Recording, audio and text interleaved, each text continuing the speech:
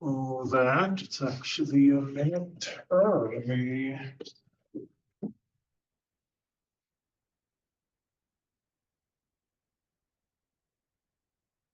All right, so I talked about power series, and I talked about their radii of convergence. Let's find a few of those.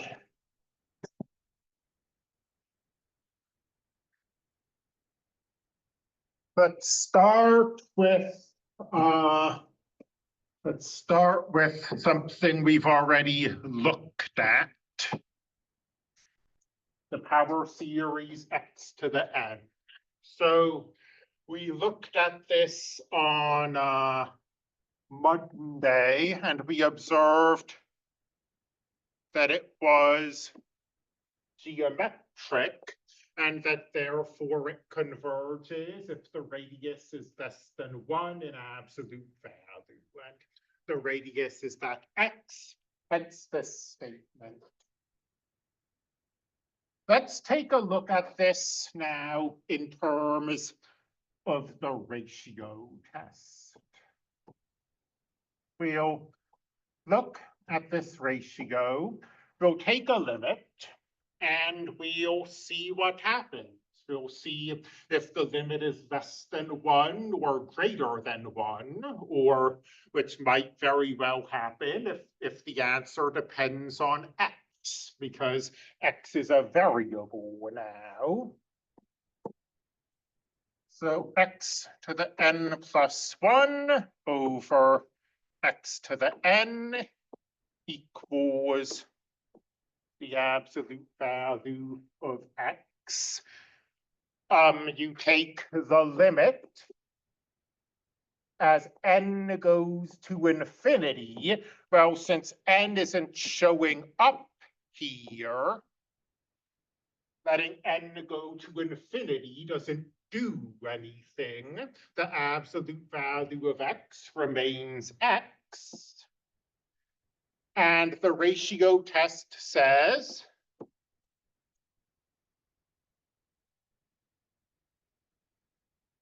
that if that limit is less than 1, it converges. If it's greater than 1, it diverges. And if it's equal to 1, we don't get any information. If it's equal to 1, the ratio test is inconclusive. So the ratio test is telling us basically what we expected. It's giving us slightly less information. The ratio test says we don't know what happens at 1 and -1, whereas using what we know about geometric series, we do. At 1 and -1, it diverges. But as I sort of talked about on Monday, I don't really care what happens at the edge of these intervals of convergence, because if we're really towards the edge, then these are probably not a good tool for studying the function anyway. My view of this material is utilitarian. Let's look at another famous power series, x to the n over x factorial. And we might, by the way, I'm slightly intruding into the next section and looking ahead a bit, but let me get Desmos up.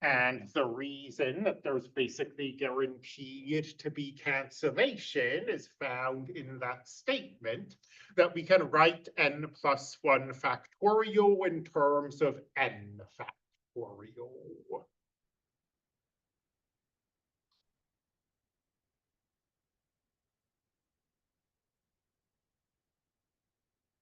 This is n plus 1 times n factorial. The factorials are going to cancel.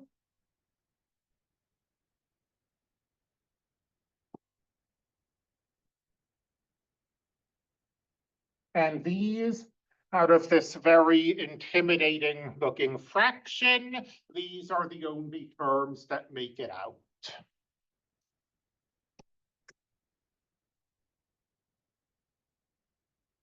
We take the limit as n goes to infinity. And when we take these limits, as n changes, x does not change. X does not depend on n. So when we take these limits, we're treating x as just some finite constant. And that means that we have a finite constant times, again, not the most formal notation, but hopefully clear notation, that when we take this limit as n goes to infinity, we get 0, and 0 is less than 1 always.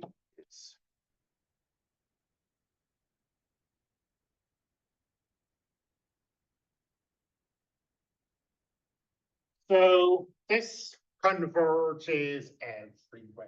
It doesn't matter what x is, this limit is always going to be less than 1, and the ratio test gives us convergence. And I guess, I should say, again, sort of looking ahead to next section, but we've floated the idea that this is all motivated because we want to replace complicated functions with polynomials. So in theory, this converges everywhere. In practice, you see we're up to degree 4, and at -20, these look nothing alike. The way this convergence works is that it starts at the center, which is 0 here, and then slowly works its way out. But if we're interested in what happens at -20, this is not a good polynomial. We'd have to add hundreds of terms. We'll talk about this more Thursday. I just want to sort of say, just because in theory it converges everywhere, that doesn't mean we can use it everywhere. In practice, we ought to be looking at values close to the center. And now let's start by, we've looked at 2 cases today. One where convergence depends on x. So one where the radius of convergence turned out to be 1. We've looked at one that converges everywhere. Let's look at the third case, one where we basically don't have convergence. N factorial times x to the n. And again, it's, these intuitions are developed with time. And I don't know if you really in one semester have the chance to develop them as much as we might like. But intuitively, this is a horribly divergent series because this n factorial is blowing up to infinity for any value of x. We've got these enormous terms times x. We're adding them all together. This looks really divergent to me. But let's see if we can formalize this with the ratio test.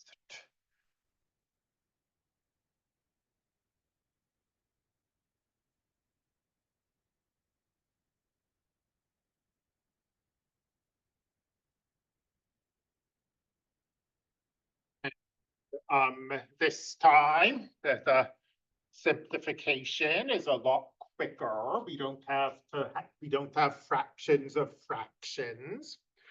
N plus 1 factorial over n factorial is n plus 1. X to the n plus 1 over x to the n is x.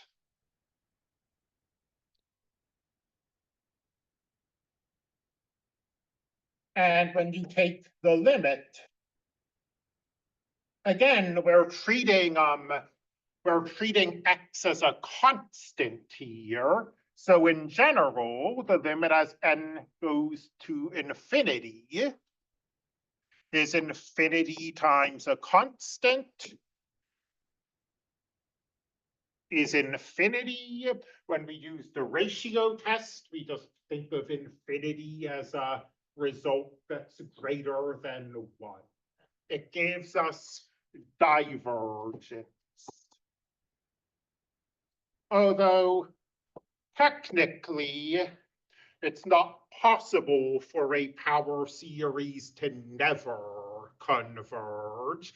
There is one value of x where this converges,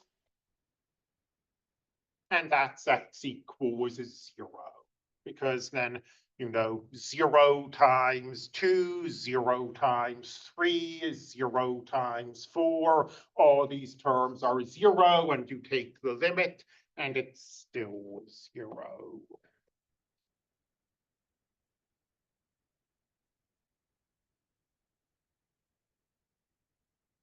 We wanted to express that in terms of the radius of convergence.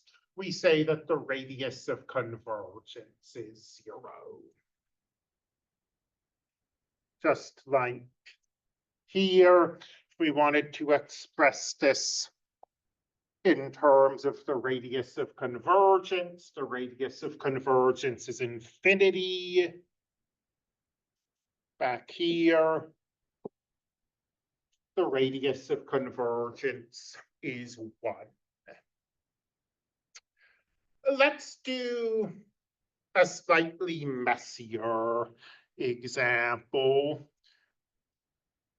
We don't want to go nuts here, but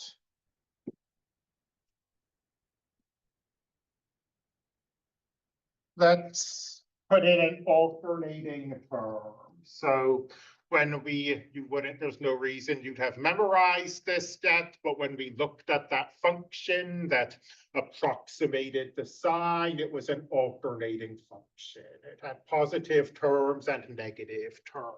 So this might seem like, what's this doing? But actually, -1 to the n is going to be a constant companion in these problems, because this is how we make terms alternate between positive and negative. Let's put an n there. 4 to the n.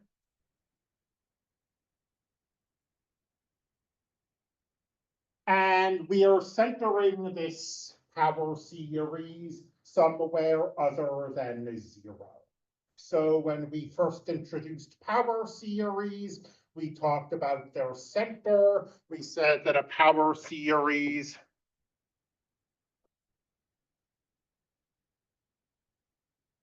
looks like this. But in all of the examples we've done so far, this center has been 0.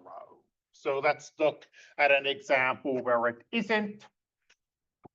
The center here, by the way, you have to be careful. The center is not 3, the center is -3. We subtract the center.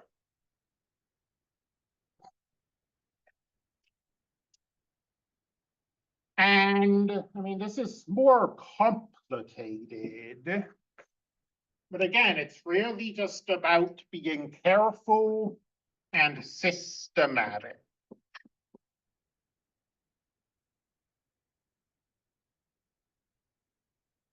So that's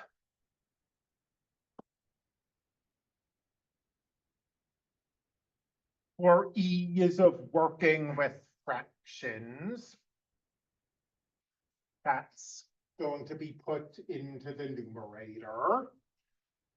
And we've got -1 to the n plus 1, n plus 1, x plus 3 to the n plus 1, all divided by 4 to the n plus 1.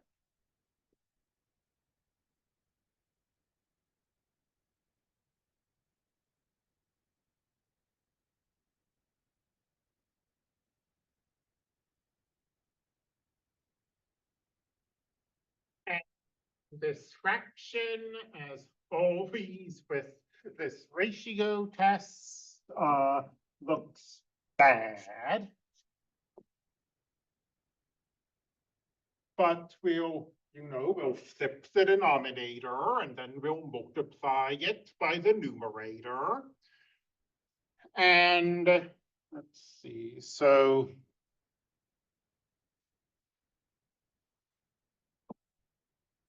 don't let me forget here.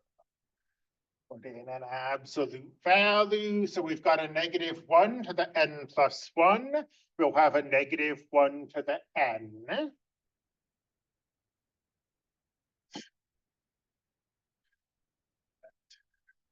Kind of overboard with that absolute value symbol. We've got an n plus 1, and that will be over an n.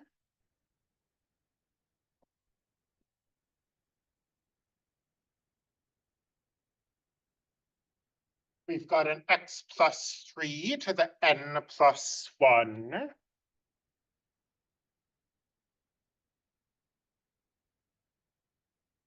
That'll be over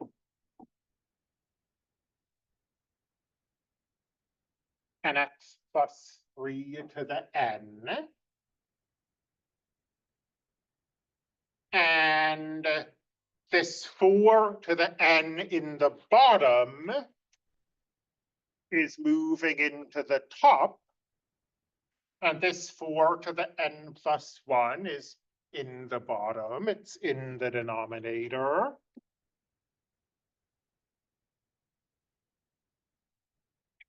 And that whole thing is an absolute value. And it looks intimidating, but you've just got to take each of these things step by step. So the first thing I'll say, the negative ones really aren't doing anything.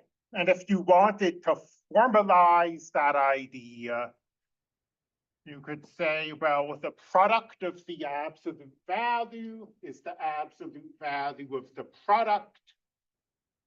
And then, this is always either -1 or +1, and you're taking its absolute value. And it just becomes 1, which, since we're multiplying by 1, it doesn't do anything.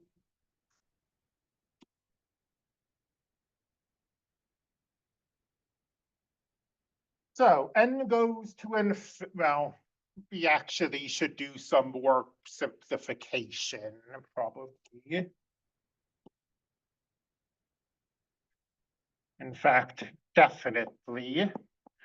This n plus 1 over n, we can't simplify it. When we take the limit, though, it will be an easy limit to take using L'Hopital's rule. So we can't simplify it, but it's not really going to cause us any problems either.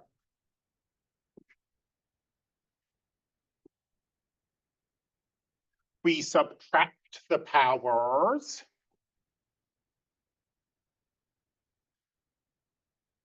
And the n plus 1 minus n, the n's go away, and we're left with just a first power.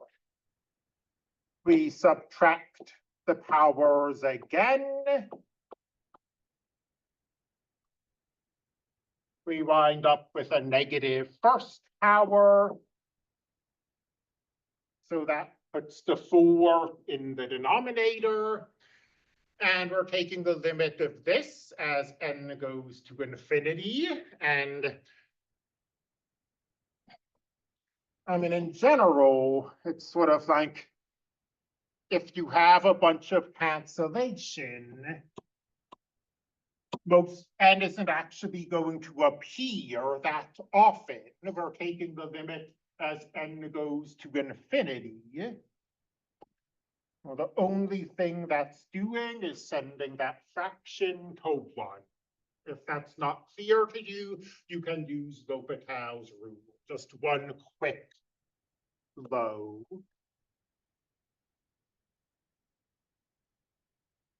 The derivative of n plus 1 is 1. The derivative of n is 1.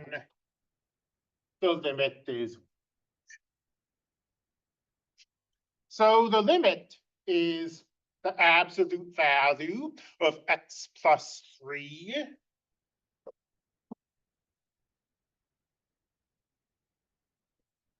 times 1/4, and the ratio test tells us this converges if that absolute value is less than 1. And now we discover, we learn how to solve absolute value inequalities in college algebra, math 142. So we'll see how well we remember this. One thing we can do immediately is that the absolute value of a product is the product of the absolute values. And, of course, the absolute value of 1/4 is 1/4. It's a positive expression. The absolute value doesn't change it. And we can multiply both sides by 4. Again, making sure our college algebra is all in order. You have to be careful when you're multiplying inequalities by numbers. Because if you multiply by a negative number, that would flip the inequality.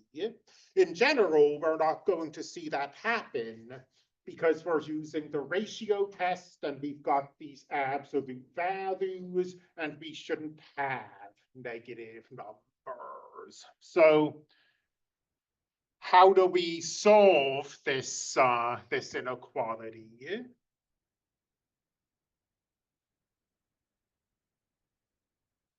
You have to make it x plus 3 and also x minus 3 and solve both of those. Not quite. Good thought. We want to indeed make something negative and solve 2 inequalities, but it's not the plus in the absolute value. It's the 4. because absolute value is how far we are away from zero. So saying that our distance from zero is less than 4 means we're stuck in that interval.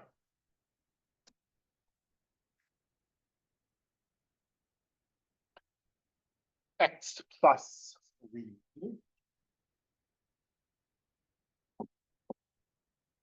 And assuming that the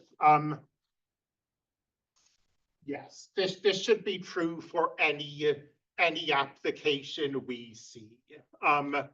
That we can just solve this in sort of a single stroke or 2 strokes. I mean, we have 2 inequalities really. We have this inequality and we have this inequality. But if we set it up like this, we can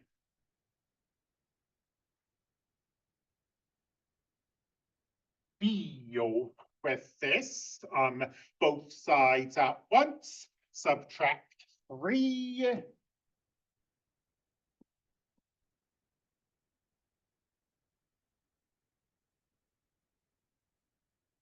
Negative 7 is less than x is less than positive 1. So this converges somewhere, but not everywhere, just like our first example. I mentioned, I think I might have erased it, but I mentioned that the center here is -3. So we can kind of check our work, at least to a point. So this is an interval, and -3 ought to be smack dab in the middle of this interval. It ought to be the center.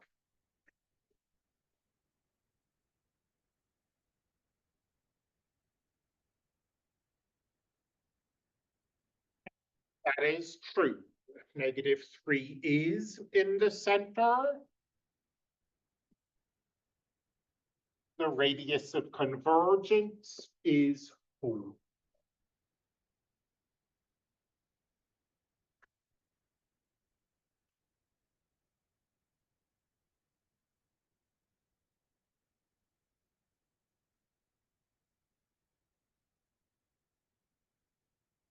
So this is,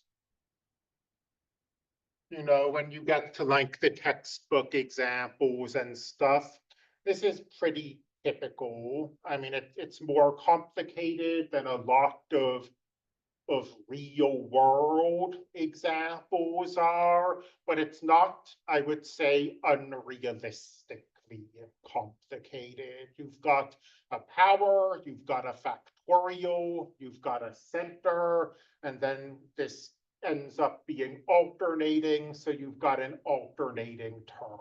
All of these are things you would realistically expect to see when you're looking at real functions. Power series are so nice because we can do calculus with them in the expected way. That is to say,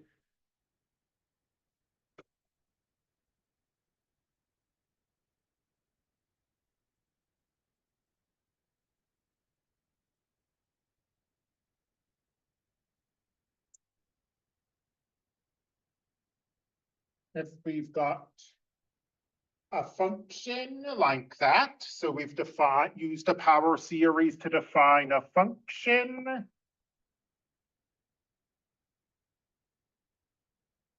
Then the integral of the function is just, we exactly as if this were a finite polynomial. We bump the powers up, and then we divide by the new powers, and those constants just sit there. And this is an important observation because it's not true in general. I mean, there are ways to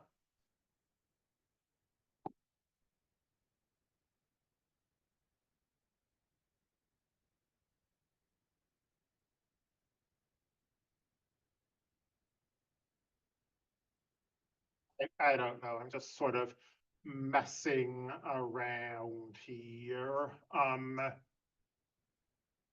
But yeah, this is a way of defining a function. I want to say it's going to be defined everywhere. It's not the power series. And because it's not the power series, we cannot do a calculus with it in the way you might expect. We cannot integrate by turning these signs into negative cosines. So this is a special feature that power series have that other functions defined in this way do not have. And to clarify, the reason this is not a power series is that power series are polynomials, essentially. So because we have a trig function instead, that's why this isn't a power series, and that rule fails. And this is really important in application. I mean, this is one of the major applications of power series. This will get its own section down the line. But if we have a complicated function and we want its integral, and we're looking at the function and we're thinking, this isn't going to work. I don't know how to find the integral of this thing. Well, we approximate the function with a power series. We keep the first 5 terms or the first 6 terms or whatever, and then we can integrate that really easily because it will just be a polynomial. So this is really important. One of those things where it gets stated and you might not see its significance. This is less important just because in general, taking derivatives isn't such a problem. You know, if we want to take a derivative, we do. We use the product rules and the quotient rules and the chain rules. But it is true that derivatives also work in the expected way. You just take the derivatives of each of these terms. And so something that's really significant, again, its significance is a bit hidden for now.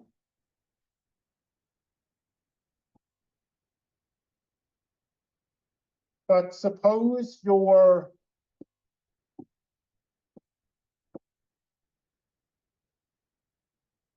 defining a function in terms of a power series, like this.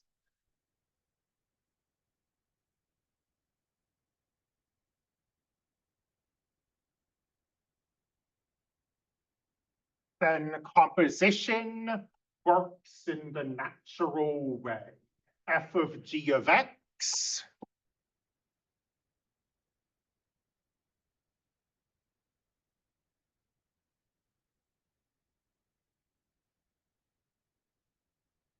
totally natural. This is exactly how we would do composition if we had a finite polynomial. And the reason this is significant, again, sort of looking ahead to Thursday here, but you know, we've seen e to the x, or we've seen the sine of x. Today it was e to the x. I went to Desmos.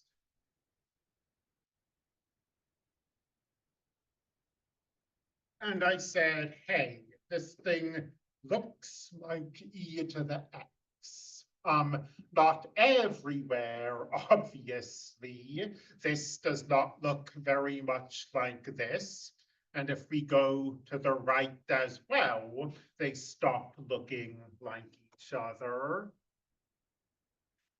But around here, this polynomial is doing a great job of approximating this. So what if instead of e to the x, we had e to the x squared? Well, we just take this x squared and we, okay, Desmos does not love that. Let me put this in parentheses.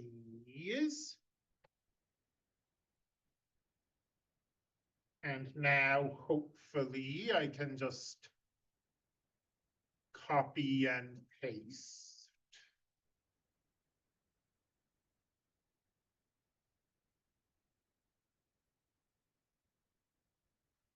There. So e to the x squared now looks like this polynomial. And this is so essential because you are unfortunately going to have to memorize some of these power series. You're going to just have to learn the e to the x power series. But you don't have to memorize an e to the x squared power series. If we want this power series, we just go here and we stick the x squared in.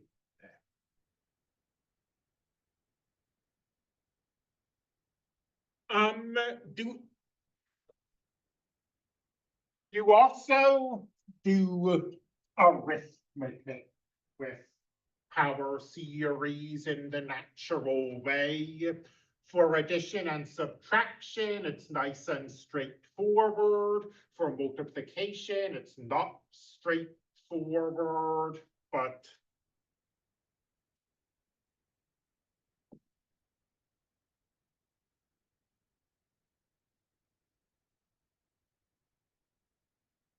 if we've got two functions,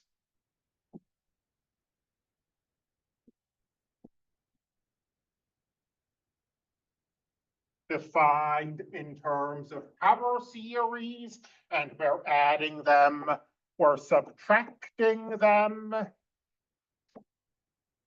Well, if these were finite polynomials, we would just add or subtract the coefficients. And that's true for these power series.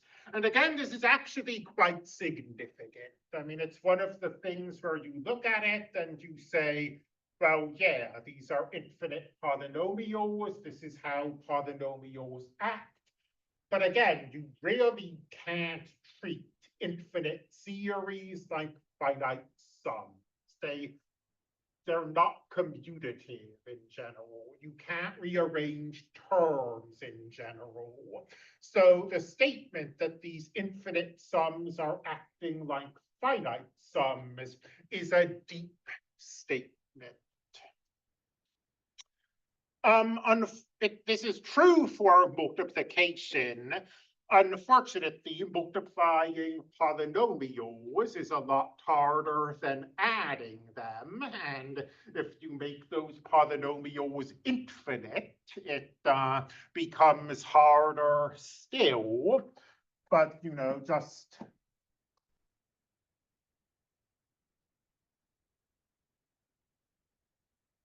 sort of seeing how this might work via an example. Let's say we have that power series and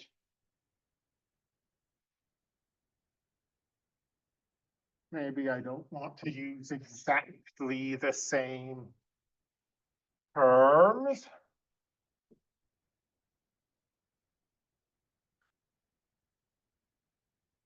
whatever. I'm trying to pick power series that like have significance, and there's absolutely no reason to do that. This is just an example.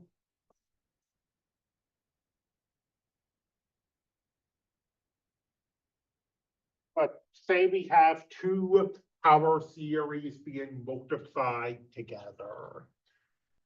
Well, I mean, the way you multiply polynomials is, well, I guess the real way is that you just FOIL everything out and then combine all the like terms. We can't do that here. We get an infinite number of terms.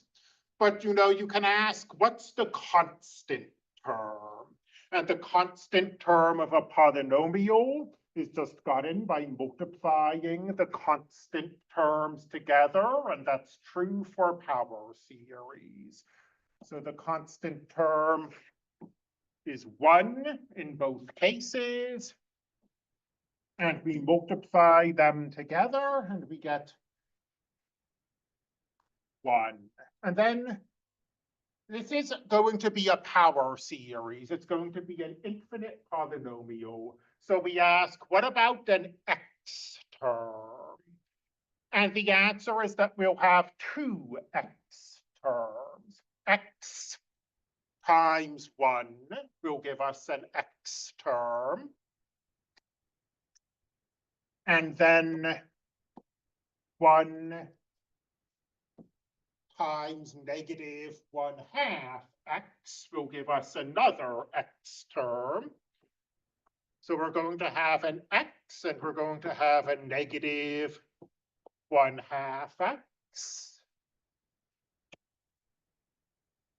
which will give us a positive 1/2 x. What about our x squared terms? Well, how can you get x squared? There are a few ways of doing it. You could multiply 1 and x squared. So when we do that multiplication, we'll get a 1/3 x squared. And again, we could multiply a 1 and an x squared, and that will give us a 1x squared. And what's the other multiplication that will give us an x squared term? X times x. We've got this x term, and it will be multiplied by this x term to give us a negative 1/2 x squared, and we put those together, and what do we get? 2/6 plus 6/6 is 8/6 minus 3/6 is 5/6.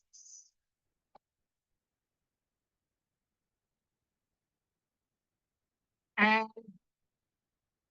this gets out of hand pretty quickly, because I mean, now you have x cubed, and there are so many ways to get x cubed. You can have 1 times x cubed, or you can have x times x squared. But again, when you're actually using these power series, I mean, power series are infinite, but when you're actually using them, you're usually just grabbing the first 2 terms. Like, here we have the first 3 terms. It's not likely that we want many more. So it is sort of good news in that sense, that the terms we actually want most of the time are the ones that we can sort of do without an overwhelming amount of effort.